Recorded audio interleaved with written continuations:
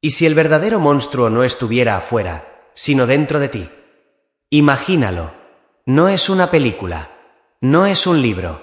Es tu vida. Es tu mente. Y lo que está en juego es tu alma. No es una metáfora. No es una exageración poética. Es una verdad que la mayoría preferiría no escuchar. Hoy no vamos a hablar de villanos de ficción, ni de criminales que salen en las noticias. Hoy hablaremos de ti. De mí. De todos. Porque todos tenemos un lado oscuro. Y lo más perturbador es lo fácil que es despertar ese lado. Te invito a cerrar los ojos por un momento, y a imaginar. Estás en tu habitación. Todo parece normal.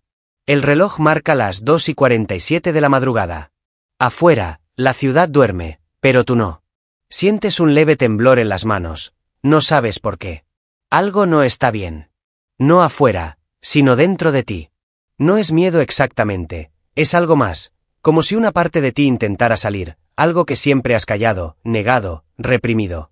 Y de pronto te preguntas, ¿quién soy realmente cuando nadie me ve?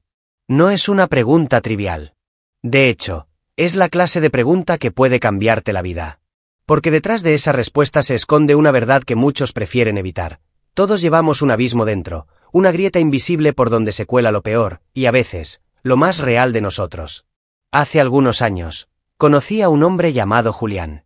Era profesor de filosofía en una universidad bastante prestigiosa.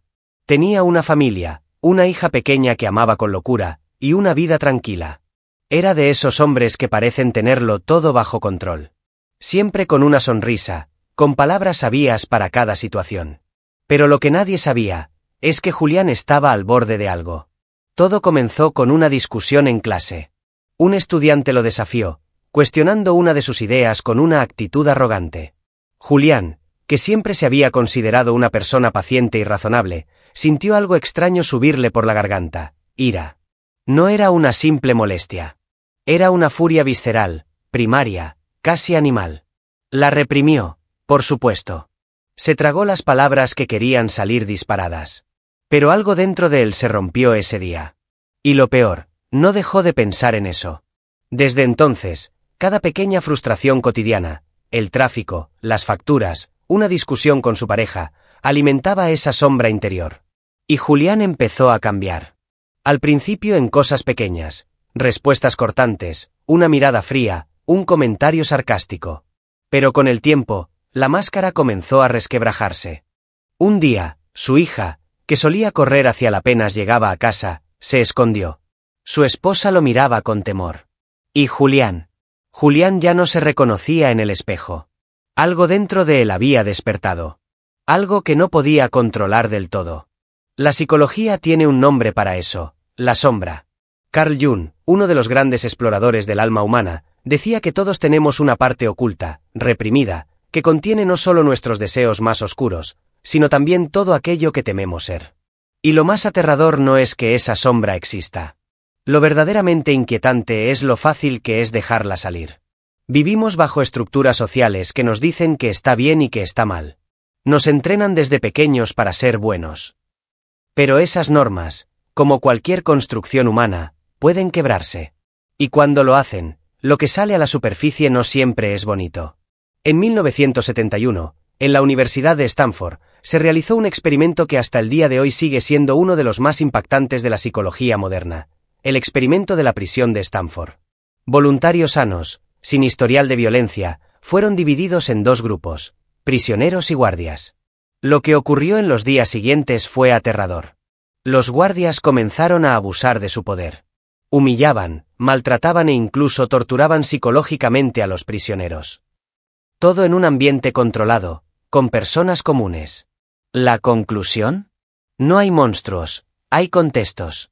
Y cualquiera puede cruzar la línea. Dostoyevsky, en Crimen y Castigo, nos muestra cómo un hombre aparentemente brillante y racional, Raskolnikov, puede justificar un asesinato con la lógica más fría. Porque no basta con ser inteligente o culto. Incluso el pensamiento más sofisticado puede convertirse en un arma si se utiliza para encubrir una verdad que no queremos aceptar. El mal no es una anomalía, es una posibilidad siempre presente. Tal vez estás pensando que eso nunca te pasaría a ti. Que tú eres una buena persona. Que no serías capaz de hacer daño. Y quiero creerte. Pero dime algo. ¿Nunca has sentido ganas de gritarle a alguien? ¿De romper algo cuando nadie te ve? ¿De vengarte, aunque sea con el pensamiento? Esas pequeñas cosas, esos impulsos contenidos, son las grietas por donde la sombra respira. Hay una frase en el libro El corazón de las tinieblas de Joseph Conrad que dice: vivimos como soñamos, solos. Y tal vez tenga razón. Porque en los momentos más oscuros, cuando todo lo externo se desmorona, cuando te dejan, cuando pierdes todo, cuando te traicionan, lo único que queda es lo que eres de verdad.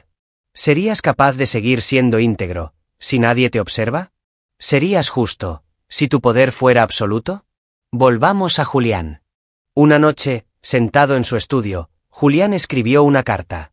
No era para su esposa, ni para su hija. Era para sí mismo. En ella, confesaba todo, su rabia, sus pensamientos, su miedo. Y al final, escribió una frase que aún conservo en mi memoria. Si no enfrento mi sombra, ella decidirá por mí.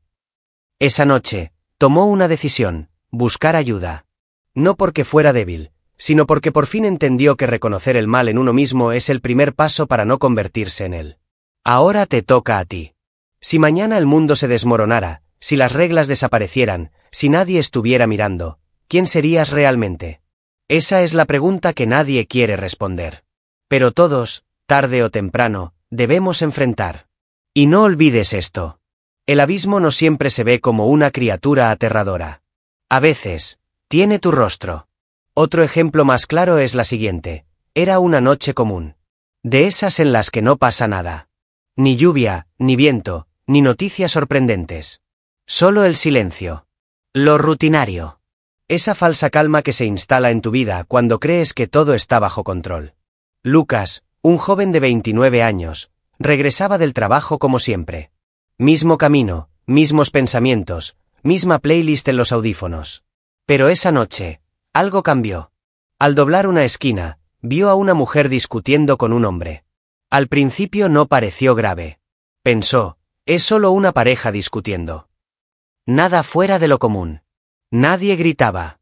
Nadie pedía ayuda. Nadie sangraba. Y entonces ocurrió. El hombre empujó a la mujer con violencia. Ella cayó al suelo. Lucas se detuvo. No sabía qué hacer. Miró a su alrededor. Nadie más estaba allí. Nadie. Solo él y esa escena. ¿Intervenir? ¿Llamar a la policía? ¿O simplemente seguir caminando? Y en ese momento, nació una batalla dentro de él. Una batalla que quizás tú también conoces. La lucha entre el instinto de proteger y el miedo a involucrarse. Entre hacer lo correcto y no hacer nada. Pero la verdadera historia empieza aquí. Lo que Lucas decidió esa noche definió no solo quién era, sino quién podía llegar a ser.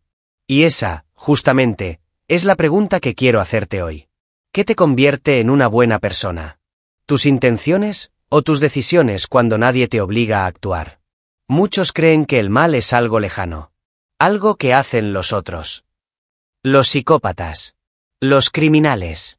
Los villanos de las películas. Pero la realidad es más inquietante. El mal, muchas veces, no grita. No golpea la puerta. Solo espera, con paciencia, a que dejemos de prestar atención. Philip Zimbardo, el creador del famosísimo experimento de la prisión de Stanford, demostró que incluso personas normales, universitarios, chicos comunes, pueden convertirse en verdugos en cuestión de días, si se les da poder, impunidad y un entorno propicio. Lo que pasó en ese experimento fue tan perturbador que tuvieron que cancelarlo antes de tiempo. Guardias que se volvieron crueles. Prisioneros que perdieron su identidad. Todo era un juego, hasta que dejó de serlo. Y eso es lo que nos cuesta aceptar, que lo oscuro no es una excepción, sino una posibilidad que vive dentro de todos nosotros. El mal no llega como un huracán. No arrasa de golpe. Llega en forma de pequeñas decisiones. Cuando eliges callar en lugar de defender a alguien. Cuando justificas lo injustificable con un simple no es tan grave. Cuando prefieres la comodidad de no actuar, en lugar del riesgo de hacer lo correcto. Esas decisiones son como gotas sobre la piedra. No destruyen de inmediato, pero desgastan. Y al final, lo que parecía inofensivo, construye el camino hacia algo que jamás creíste posible. Y si hablamos de cómo el mal se normaliza, Hay una herramienta silenciosa que lo hace posible: el lenguaje. Porque no decimos tortura, decimos interrogatorio reforzado. No decimos exclusión, decimos protección de valores. No decimos odio, decimos libertad de expresión. Las palabras suavizan lo terrible. Lo hacen digerible. Aceptable. Y así, lo inaceptable se vuelve rutina. Si no cuestionamos las narrativas que consumimos, terminamos siendo cómplices, incluso sin darnos cuenta. Otro ejemplo es el experimento de Milgram, donde personas comunes aplicaban descargas eléctricas a otros, aparentemente reales, simplemente porque una figura de autoridad se los pedía. El 65% llegó hasta el final, incluso cuando escuchaban gritos de dolor. ¿Por qué?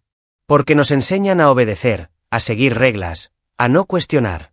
Y eso puede ser útil en sociedad, pero también puede convertirnos en engranajes de algo terrible. La presión del entorno tiene un poder que rara vez reconocemos, hasta que es demasiado tarde. ¿Recuerdas a Lucas? Esa noche, después de unos segundos que parecieron eternos, decidió actuar. Corrió hacia la pareja. Gritó. El hombre huyó. La mujer estaba herida, pero viva. Pero no fue un final feliz. Esa noche cambió a Lucas. Porque comprendió que el monstruo no era solo el otro, sino lo que él mismo pudo haber permitido si se hubiera quedado quieto. Y entonces lo entendió: el abismo no está allá afuera. Está dentro. Y cada decisión que tomas, es un paso hacia él o lejos de él. Esta historia, aunque ficticia, está hecha de fragmentos reales. De cosas que pasan todos los días en todo el mundo. Porque cada uno de nosotros ha sido Lucas alguna vez. En un bus. En la oficina. En casa. Y cada uno de nosotros ha sentido ese miedo. Esa voz que dice: no te metas. No es tu problema. Quédate donde estás. Pero también está la otra voz. La que te empuja a actuar. La que te recuerda quién podrías llegar a ser, si te atrevieras. Al final, la pregunta no cambia. ¿Serías capaz de mantenerte firme si el mundo a tu alrededor se desmoronara? Porque no se trata de si alguna vez estarás al borde del abismo. Vas a estarlo. Todos lo estaremos. La verdadera pregunta es: ¿vas a dar un paso atrás, o vas a caer? Este vídeo no es solo una historia. Es un espejo. Uno que no te muestra cómo eres, sino cómo podrías llegar a ser. Para bien o para mal. Porque la moralidad no se define en las grandes decisiones. Se define en los momentos en que nadie te obliga a ser bueno. Se define en el silencio, en la sombra, en la oscuridad. ¿Y tú, qué vas a hacer cuando te toque? Si este viaje por los rincones más profundos de la mente humana te dejó pensando, suscríbete y activa la campanita. Tu apoyo nos permite seguir creando contenido que va más allá del entretenimiento. Contenido que nos confronta, nos cuestiona y nos transforma. Y ahora dime tú, en los comentarios, ¿crees que podrías resistir la presión del entorno? ¿O terminarías cruzando la línea como tantos otros?